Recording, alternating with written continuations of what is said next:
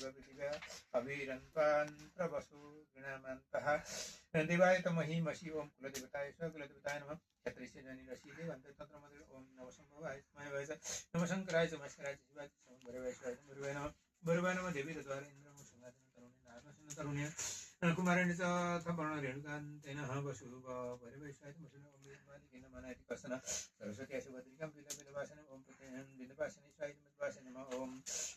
ईशान विशेषाधि पश्चिम देवताय ओमायति सदा ओम सर्वदेवाय दोषी देवसा पतिता मता पुरोहित ओम तरिष ए जातुः सजाति नो पत्नी स्वा ओम सदेवते विश्वाय शुक्र ज्योतिरमेदमसि सुना शुक्राय स्वाहा